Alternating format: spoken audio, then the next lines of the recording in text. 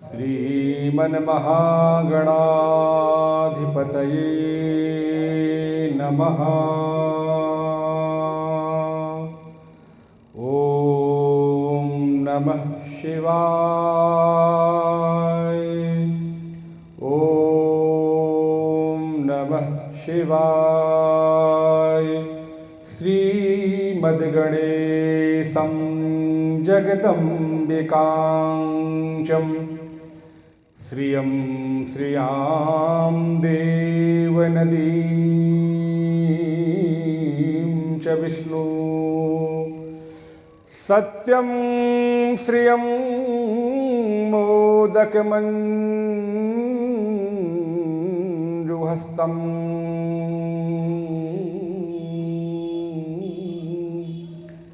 गोपालबालं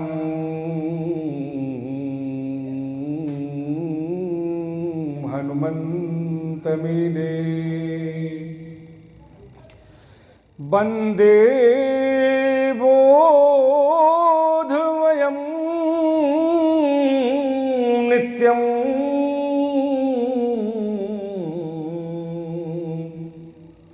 गुरुं शङ्कररूपिणम्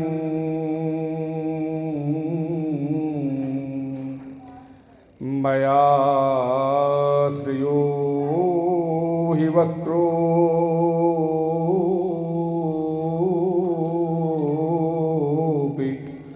चन्द्रः सर्वत्र वन्दते।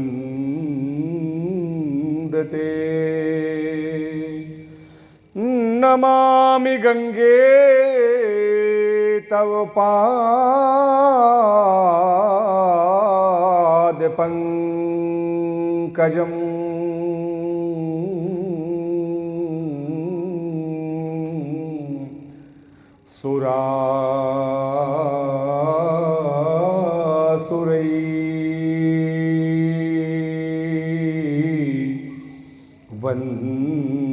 सुरासुरैर्वन्दित दिव्यरूपम्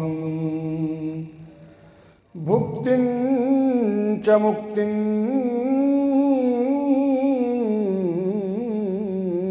च ददासि नित्यम्।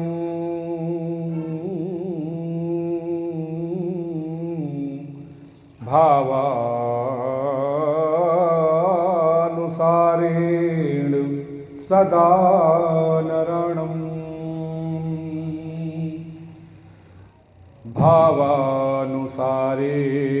भावानुसारेण सदा नरणम्। भगवती पराम्बा जगदम्बा कलमलहारिणी मोक्ष प्रदायिनी महारानी भागीरथी श्री गंगा के पावन चरणों में देवाधिदेव महादेव भूत भावन शिव ज्योति स्वरूप सुख स्वरूप आनंद स्वरूप आह्लाद स्वरूप प्रकाश स्वरूप भगवान मुक्तिनाथ केदारनाथ विश्वनाथ सोमनाथ महाकाल नागेश्वर खेदेश्वर जागेश्वर आनंदेश्वर सिद्धेश्वर ममलेश्वर ओमकारेश्वर त्र्यंबकेश्वर भीमाशंकर वैद्यनाथ भगवान रामेश्वर जो प्रतिक्षण हम सभी को जीवन में आनंद प्रदान किया करते हैं। अपने भक्तों की आवाज़ पे जो पाषाण को फाड़ कर तत्काल प्रकट हो जाते हैं, ऐसे महादेव जब सृष्टि का शुभारंभ हुआ तो एक पाताल से लेके ध्रुव अंतरिक्ष तक को भेदन करती हुई पूरे ब्रह्मांड को अपने प्रकाश से दैदीप्यमान करती हुई वो प्रकाश स्वरूप लिंग जिसको देख के सभी गहरे आश्चर्य में पड़ गए, क्योंकि उन दिनों ब्रह्मा में और भगवान विष्णु में सर्वमान सर्वपूज्य कौन हो सकता है, इसके लिए एक द्वंद्वात्मक स्थिति बनी हुई थी। सो उन दोनों के समक्ष समस्त पंच लोकपालों, 10 दिक्पालों, 6 क्षेत्रपालों, चतुष्ट योगिनियों, सप्तघत मातृकाओं, 11 रुद्र, 12 आदित्य, सप्तवाल, 27 नक्षत्र, 12 महीने, इन सब की रचना होनी थी। तो वो प्रकाश स्वरूप भगवान शिव का साक्षात विग्रह, साक्षात स्वरूप वो प्रकट हुआ और सभी लोग गहरे आश्चर्य में पड़ गए कि ये खंभानुमा भीषण भयंकर विकराल भू भुआ स्वा तपा जना सत्यम पृथ्वी अतल वितल सुतल तलातल धरातल पाताल तक में विद्यमान एक कौन सी वस्तु है, कौन सा रूप है ये, आखिर है क्या ये। उसमें से आकाशवाणी हुई कि अरे ब्रह्मा, तुम जाके इसका अंत पता करके आओ कि इसका अंत कहाँ पे है। तो हे विष्णु, आप भी नीचे जाइए और इस सनातन शिवलिंग का जो कि प्रकाश स्वरूप है, आह्लाद स्वरूप है और अनंत रूप है, अनंत स्वरूप, जो इसका आदि अंत मध्य कहीं भी ना हो।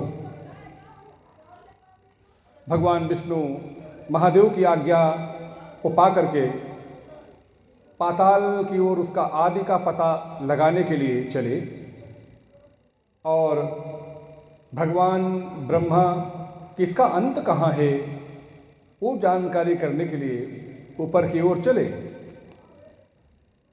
एक श्लोक है बहुत पवित्र, मैं अक्सर इसको गुनगुनाया करता हूँ। आकाशे तारिका लिंगम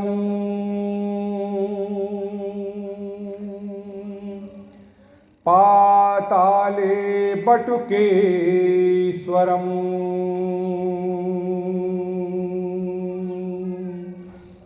मृत्युलोके महाकालम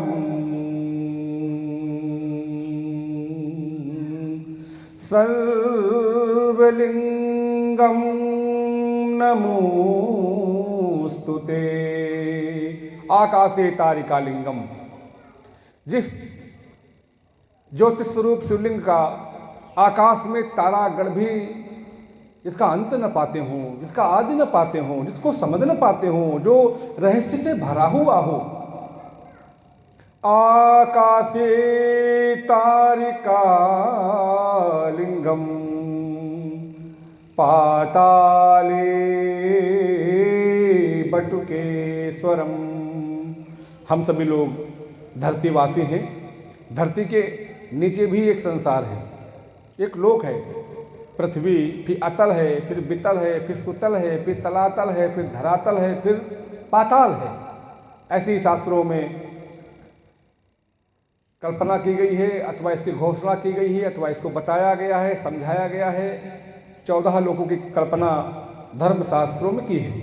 हम सभी लोग तो शास्त्रीय आचरण को करते हैं, जीवन में शास्त्रोक्त जीवन जीने का प्रयास करते हैं। बहुत सारे लोग केवल इसी जीवन को जीवन मानते हैं। उनका मानना रहता है कि कोई तीसरी शक्ति दुनिया में नहीं है, ना ही कोई भगवान है, ना ही कोई ईश्वर है, ना ही कोई इसका नियंत्रक है, ना कोई इसका संस्थापक है, ना कोई इसका अधिष्ठाता है। और ये परस्पर दुनिया यूं ही चल रही है। प्रवृत्तिम च निवृत्तिम च जनना विदुरासुरा ना शौचम नापि चाचारो ना सत्यम तेषु विद्यते।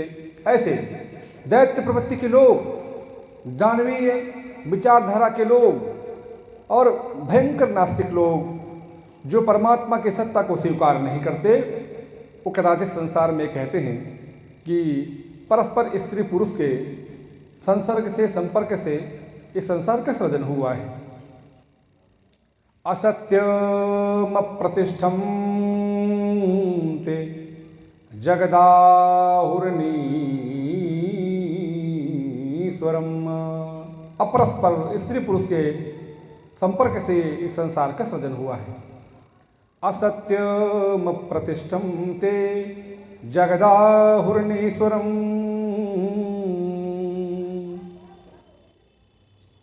केवल इसमें अगर किसी की भूमिका है तो स्त्री और पुरुषों की। असत्यम प्रतिष्ठम ते जगदाहुरणीश्वरम अपरस्पर संभूतम किमन्यात् काम हेतुकम। काम ही इसका एकमात्र हेतु है, ऐसे नास्तिक जनों का यही मानना रहता है। तो काममाश्रित्य दुष्पूरम दम्भमानमदान्वित्वा। कामनाओं से भरे हुए लोग संसार में केवल सुख भोगा जाए, विलासतापूर्ण जीवन जिया जाए, नाना प्रकार के पदार्थों का संग्रह संचय किया जाए, इतना ही केवल जीवन है, यही उनका मानना है। इसके आगे कुछ नहीं है। और वो उनका यही मान रहता है कि जितना सुख भोग लो, जितना विलासतापूर्ण जीवन जी लो, जितना वस्तुओं का संग्रह संचय कर लो, यही जीवन का सार तत्व है। एताम दृष्टिमवष्टभ्याम, जिनकी ऐसी दृष्टि होती है, एताम दृष्टिमवष्टभ्याम नष्टात्मानो अल्पबुद्धया। ऐसे मूढ़मती मंदमती लोग, ऐसे अज्ञानी जन जो मूढ़ता को प्राप्त हो चुके हैं मोह के कारण, उनको घोर रौरो नरक की यातना करनी ही पड़ती है। एताम दृष्टिमवष्टभ्याम नष्टात्मानो अल्पबुद्धया प्रभवन्त्युग्र कर्माणं क्षयाय जगतो हिता। और वो आशा रूपी बंधन में फंसे चिंतामपरिमेयां च प्रलयांतामुपाश्रिता कामोपभोग परमां एतावादित निश्चिता। केवल संसार में भोग भोगने के लिए ही तो हम आए हैं, इसमें कोई सत्ता किसी परमात्मा की नहीं है। जीवन भर वो व्यथित रहते, बिहल रहते, चिंतित रहते, भयभीत रहते, उद्विग्न रहते, विपन्न रहते, मूढ़ रहते, रिक्त रहते, कभी पूर्ण नहीं हो पाते, क्योंकि पूर्ण होने के लिए उस पर ब्रह्म परमात्मा का शरण अवगाहन करना ही होता है, क्योंकि वो पूर्ण है, हम अपूर्ण हैं। संसार में शिव महिमन स्तोत्र में भगवान महादेव की स्तुति उस तंत्र द्वारा की गई है।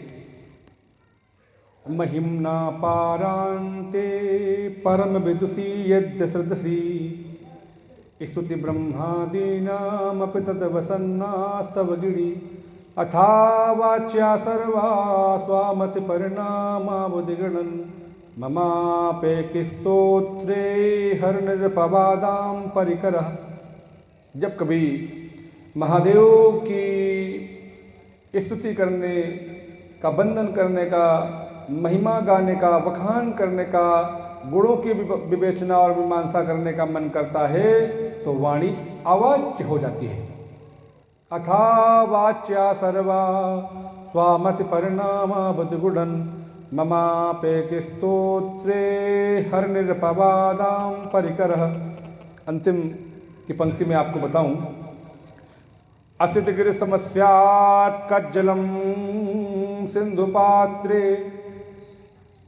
यदि पूरे धरा को कागज बना करके, समुद्र में मंदराचल पर्वत को घोल के स्याही बना करके, असितगिरि समस्यात् कज्जलम सिंधु पात्रे, सुर तरुवर शाखा, जितने भी वृक्ष हैं संसार में सबको कलम बना लो, लेखनी बना लो। सुर तरुवर शाखा लेखनी पत्र मूर्वी, और लिखने के लिए जो ज्ञान की देवी है, जिसके पास ये विभाग है, ज्ञान का, विद्या का भंडार है, कला का, साहित्यिक, वो माँ भगवती शारदा पराम्बा सरस्वती को लिखने के लिए कहा जाए कि महादेव की महिमा का वर्णन करो, बखान करो, गुणानुवाद करो, तो सक्षम नहीं पाती अपने आप को। लिखत यदि गृहीत्वा शारदा सर्वकालम, 24/7 लिखती रहें, लिखती रहें, लिखती रहें, फिर भी उनके महिमा का वर्णन संभव नहीं। लिखत यदि गृहीत्वा शारदा सर्वकालम,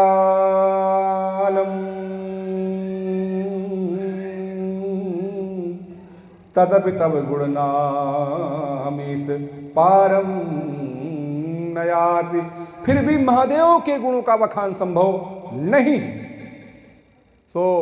जिनकी ऐसी दृष्टि है कि यहाँ पे परमात्मा नहीं, भगवान नहीं, ईश्वर नहीं, संसार स्त्री पुरुष के सहयोग से चलता है। एताम दृष्टिम अवष्टभ्याम नष्टात्मानो अल्पबुद्धया प्रभवन्त्युग्रा कर्माणम क्षयाये जगतो हिता। ऐसे लोगों के अंदर चिंता, व्यथा, विहलता, कुंठा, ग्लानि, अवसाद घर कर जाते हैं। चिंताम परिमेयाम च प्रलयांतामुपाश्रिता कामोपभोग परमाम एतावादित निश्चिता। आशापास सतैर्बद्ध्वा, आध्यात्मिक जिनका जीवन नहीं होता, धार्मिक लोग जो नहीं होते, धर्माचरण जिनके जीवन में नहीं होता, कदाचित ऐसे प्राणी केवल आशा पास में बंधे होकर के भोगों की अभिलाषा करते रहते हैं कि मुझे केवल भोग ही चाहिए संसार में, एकमात्र इसका जो हेतु है वो स्त्री पुरुष का परस्पर मिलन है, तो मुझे भी वही जीवन जीना है, मुझे भी वही जीवन जीना है, वो कहते हैं। तो आशा पास सतैर्बद्ध्वा काम क्रोध परायणा इहन्ते काम भोगार्थम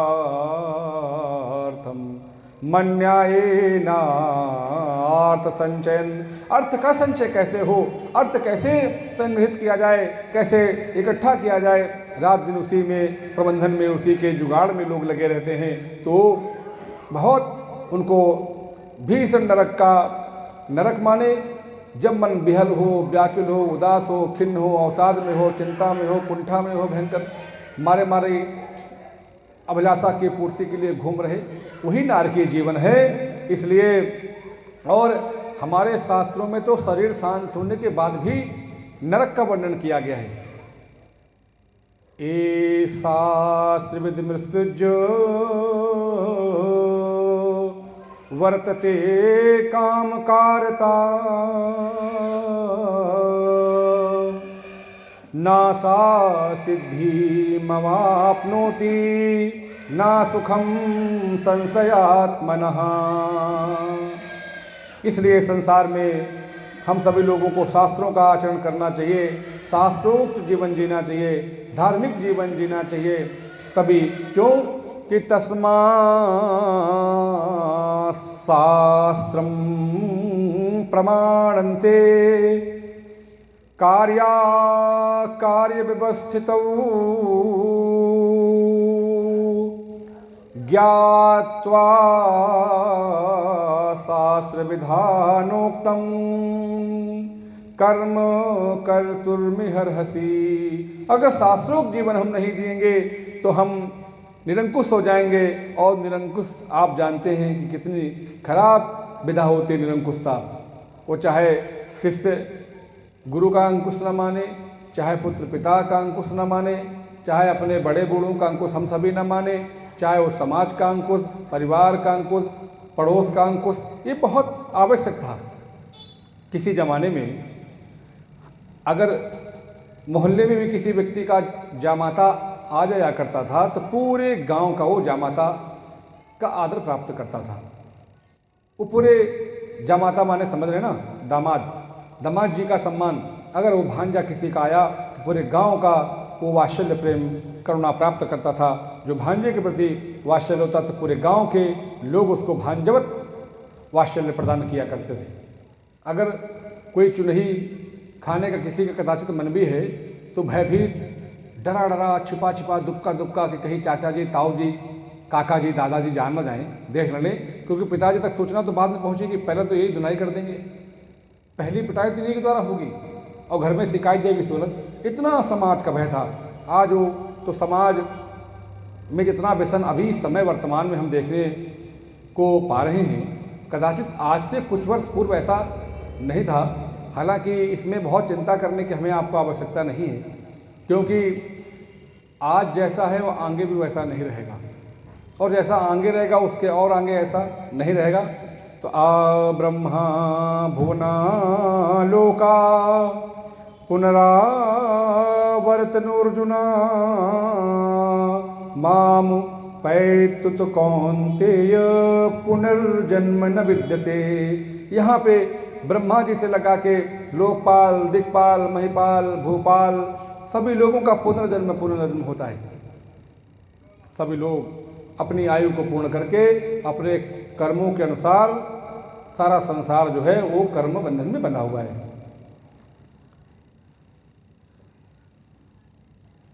हमारे शास्त्रों में ये बताया गया कि कर्मणो हापि बौद्धव्यम, कर्मणो हापि बौद्धव्यम चा विकर्मणा अकर्मणा क्षिबौद्धव्यम गहनः कर्मणो गति। कोई भी आज तक कर्म की गति को समझ ही नहीं पाया। कर्म के कर्मानुबंधीन मनुष्य लोके, सारा संसार कर्मों के बंधन में बंधा है। तो ब्रह्मा जी तक सहस्र युग पर्यंत महर्यद ब्राह्मणो विदु रात्रिम युग सहस्रांताम ते यहो रात्रि विदो जना। हम हो, आप हो, देवता हो, भूत हो, प्रेत हो, गंधर्व हो, चारण हो, नाग हो, किन्नर हो, खग हो, देव प्रवृत्ति के लोग हों और दानव प्रवृत्ति के लोग हों, सबको भोगना पड़ता है।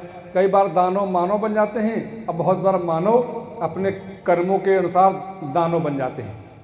तो जब वो भगवान का शिवलिंग प्रकट हुआ पृथ्वी तक और ध्रुव अंतरिक्ष तक, तो सारे देवताओं को आदेश हुआ, ब्रह्मा जी आप ऊपर जाइए, भगवान विष्णु आप नीचे जाइए और दोनों पता करके आइए इसका आदि कहाँ है, इसका मन अंत कहाँ है।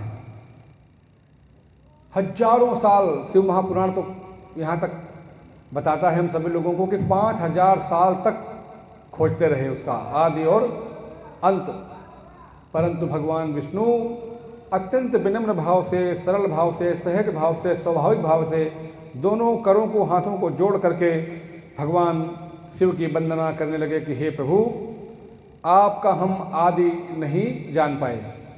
ध्यावा पृथिव्यूरिदमन्तरं हि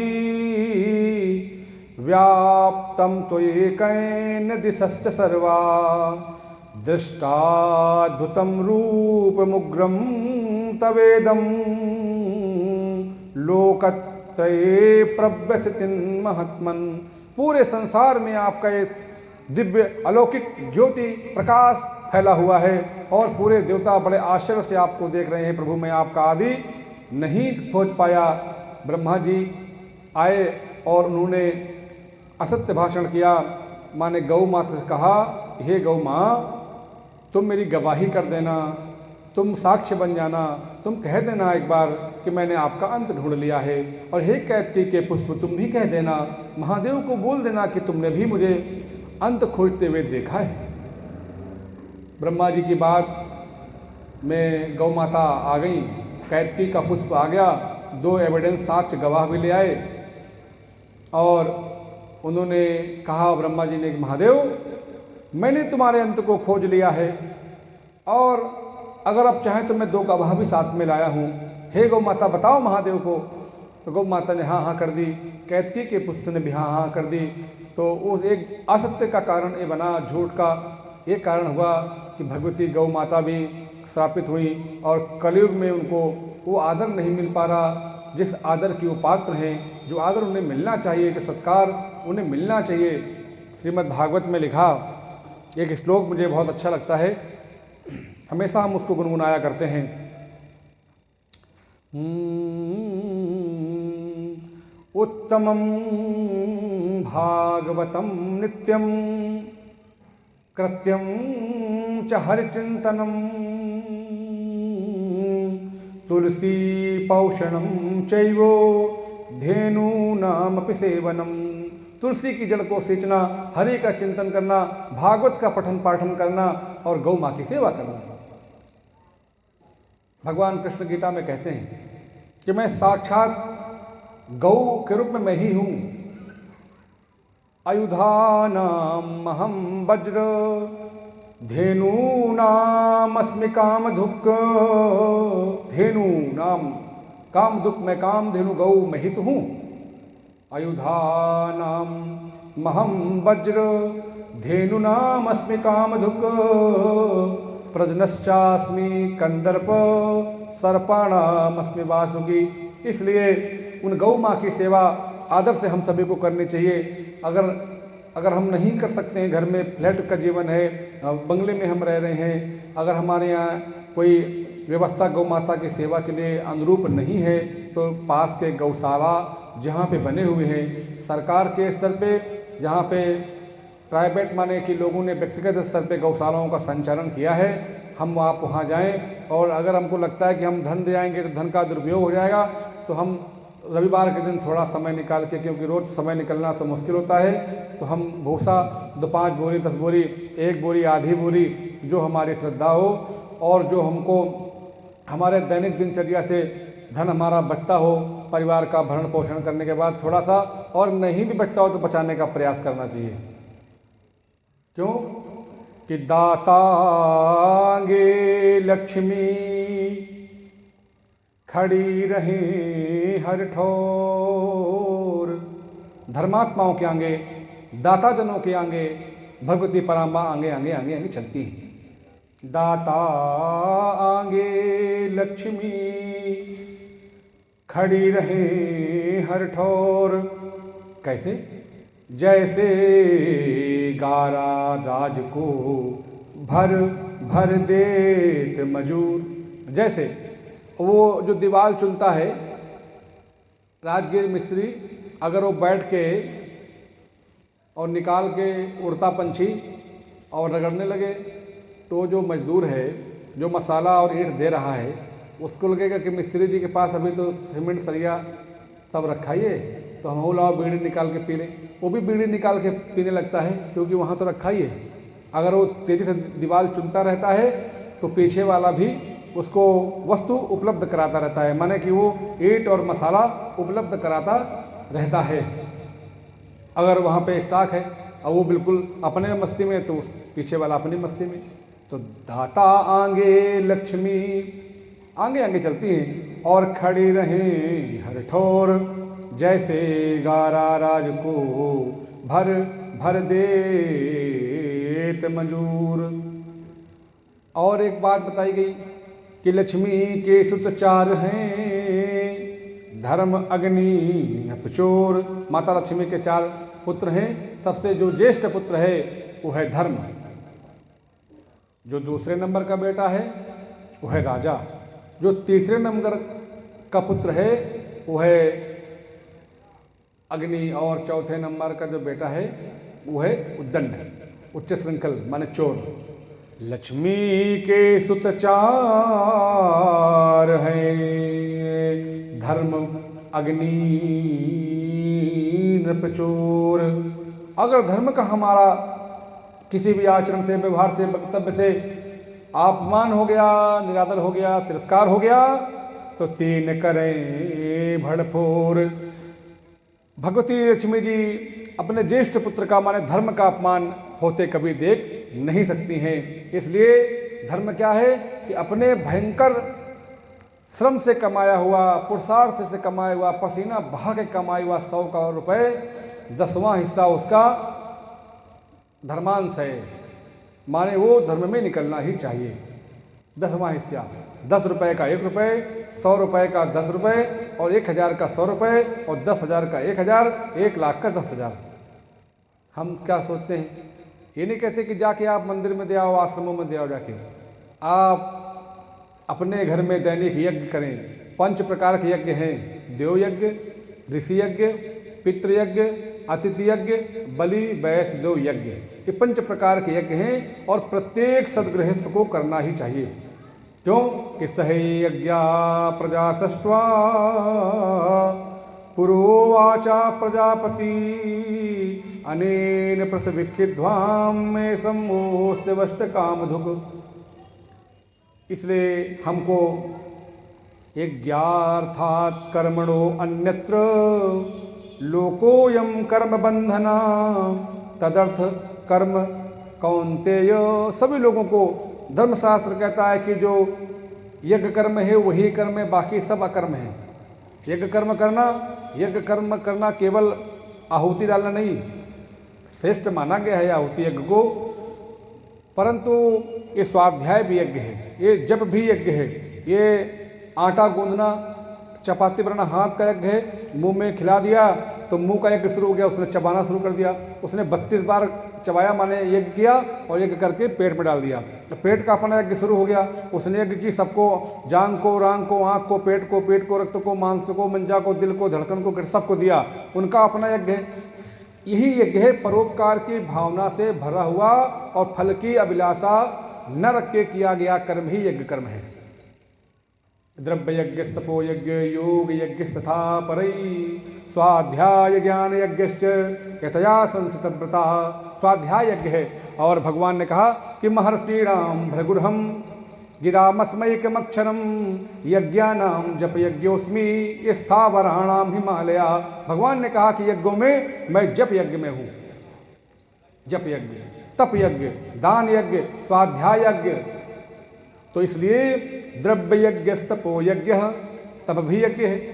द्रव्य यज्ञ माने कि जो अगर, तगर, लोबान, कपूर और शकर, अन्न मिला करके, जौ मिला के आहुति करना भी यज्ञ है।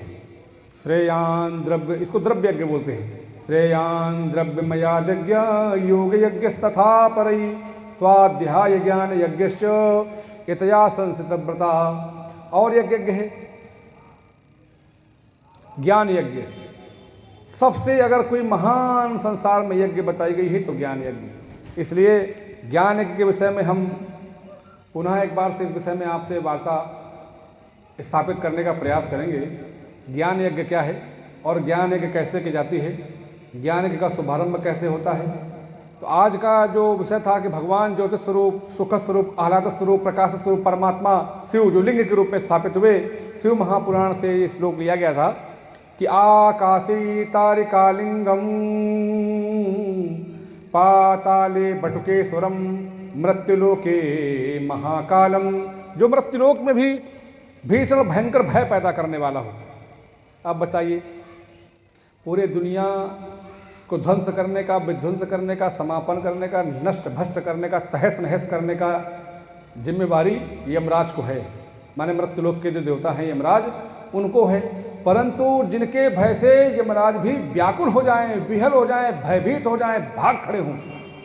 आकाशे तारिकालिंगम पाताले बटुकेश्वरम मृत्युलोके महाकालम, मृत्युलोके महाकालम और सर्वलिंगम नमस्तुते। ऐसी सुख स्वरूप, आनंद स्वरूप, प्रकाश स्वरूप, ज्योतिष स्वरूप उस शिवलिंग को जो प्रकाश से भरी हुई है, तेज से भरा हुआ भगवान शिव का लिंग, उस लिंग को, लिंग माने एक तत्व है, लिंग माने स्त्रीलिंग, पुरलिंग, किन्नरलिंग ऐसा नहीं है। ज्योति को, उस प्रकाश पुंज को लिंग संबोधित किया गया है। लिंग पुराण में 18 पुराण है, उनमें लिंग पुराण भी है। शिव महापुराण, लिंग पुराण, श्रीमद् देवी पुराण, श्रीमद् भागवत पुराण, वाराह पुराण, नारद पुराण, गरुड़ पुराण, 18 पुराण हैं और उनका अध्ययन, शिव महापुराण का भी अध्ययन एक बार जीवन में जरूर हमें आपको करना चाहिए समय निकाल करके। इसलिए उस भगवान शिव ने जब विष्णु जी की सरलता देखी कि इन्होंने पूरा सत्य सत्य सत्य पूरा बखान दिया कि मैं प्रभु आपका आदि का पता नहीं लगा पाया, तो महादेव ने विष्णु को प्रणाम किया और कहा धन्य हो सत्यदेव, हे सत्यनारायण। उस दिन से उसका नाम उनका पड़ गया सत्यनारायण, सत्य स्वरूप भगवान विष्णु। और महादेव ने प्रसन्न होकर के उनको वरदान दिया कि आज से आप ही जगदीश हैं। जगदीश माने जगदीश, जगदीश। तो वो जो ओम जय जगदीश हरे की आरती, वो तो सब ब्रह्मा विष्णु महेश तीनों के लिए है, परंतु जो जगदीश नाम से ख्याति प्राप्त हुई उस दिन से वो महादेव का आशीष स्वरूप, उनका कृपा स्वरूप, उनका दया स्वरूप प्रसाद उन्हें प्राप्त हुआ। तो भगवान विष्णु को सर्वप्रथम इष्ट मान करके, सत्य स्वरूप मान करके, सत्य नारायण के रूप में, आदि नारायण के रूप में, अनंत नारायण के रूप में सबसे पहले जो पूजन प्रार्थना की वो भगवान महेश ने की, शिव ने की। विष्णु के सत्य से प्रसन्न होकर के तो जाके हृदय साच है, ताके हृदय आप। जिसके हृदय में सत्यता है उसके हृदय में ही परमात्मा विराजमान होते हैं। झूठ बराबर सत्य बराबर तप नहीं, झूठ बराबर पाप, जाके हृदय साच है, ताके हृदय आप। तो वो जो सत्य है वो धारण करने योग्य है, क्योंकि तेजा क्षमा धुति शौचम द्रोहो नातिमानिता, भवंती संपदम देवी मभिजातोस्मि पांडवा। जो सत्य है, जो तेज है, जो क्षमा है, जो करुणा है, वही धारण करने योग्य है, वही देव प्रवृत्ति है। महादेव ने प्रसन्न होकर के विष्णु भगवान का पूजन किया, उन्हें आदि देव माना, उन्हें अनंत देव माना, उन्हें सत्य स्वरूप माना और ब्रह्मा जी को भी श्रापित किया कि तुम असत्य का तुमने सहारा लिया है पूजित होने के लिए, मंडित होने के लिए, ख्यात होने के लिए, विशिष्ट होने के लिए, श्रेष्ठ होने के लिए, आदरणीय बनने के लिए। आज भी बहुत सारे लोग प्रपंच का, झूठ का सहारा लेते हैं ख्याति प्राप्त करने के लिए। लंबे लंबे छोटे छोटे वादे और भाषण में लगभग झूठी बात बोलते हैं, क्योंकि हमको मान मिल जाए, हमें आदर मिल जाए, हम प्रतिष्ठित हो जाएं, हम वंदित हो जाएं, हम पूजित हो जाएं, लोग मेरा आदर करने लगे। कदाचित लगभग लोग 100 बात में उनकी 80-85 बात झूठी रहती है, 15% ही शायद वो सत्य बोलते हों। तो उनकी क्या गति होगी? ब्रह्मा जी के आज तक कोई मंदिर नहीं, एक पुष्कर में मंदिर है राजस्थान में, बाकी ब्रह्मा जी के कहीं मंदिर आप नहीं देखते। ये महादेव का उन्हें श्राप ही है। इसलिए कभी भी झूठ का सहारा ख्यात होने के लिए, प्रसिद्ध होने के लिए, पूजित वंदित होने के लिए, मान्य होने के लिए, आदरणीय होने के लिए असत्य का सहारा मत लो। सरल जीवन जियो, क्योंकि कोई भी यहाँ रहने वाला नहीं है, न हम न आप। राजा कहे महाराजा सुखी, महाराजा कहे सुख इंद्र को भारी, और इंद्र कहे ब्रह्मा है सुखी, ब्रह्मा कहे सुख भक्तों को भारी। कोई यहाँ सुखी नहीं है। प्रधान जी को लगता है कि ब्लॉक प्रमुख लगता है कि विधायक जी को लगता है सांसद जी को लगता है मंत्री को लगता है मुख्यमंत्री, उनको लगता है प्रधानमंत्री, और कहते हैं महात्मा बाबा लोग सुखी। चाह मिटी चिंता मिटी, मनवा भे बेपरवाह। बेपरवाह, ध्यान देना, लापरवाह नहीं। लापरवाही बहुत खतरनाक होती है, अब बेपरवाही बहुत आवश्यक होती है।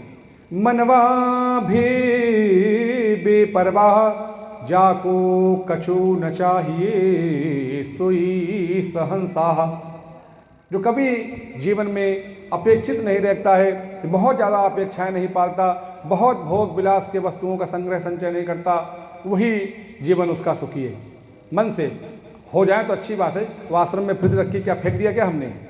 कि माइक कोई ले आकर रख दिया क्या, इसको फेंक दिया क्या? जिस यंत्र में ये प्रवचन को स्थापित किया जा रहा है, भरा जा रहा है, वो क्या हमने फेंक दिया क्या? जो लिया के लोग रखेंगे उनका सबका आदर है, सबका सम्मान है, सबका उपयोग भी है, परंतु इनके अगर नहीं हो तो हम फड़फड़ा जाएं, हमारे मन में विहलता प्रकट हो जाए, व्याकुल हो जाए कि अरे फ्रिज नहीं है, कमरा नहीं है, वॉशिंग मशीन नहीं है, टीवी नहीं है, है तो बहुत अच्छा है और नहीं है तो परमात्मा की ऐसी ही इच्छा है, यही मान के शांत रहना चाहिए, अपने मन को भी शांत रखना चाहिए।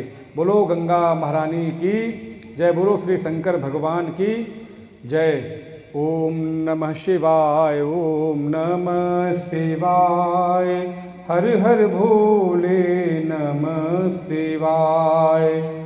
ओम नमः शिवाय, ओम नमः शिवाय, हर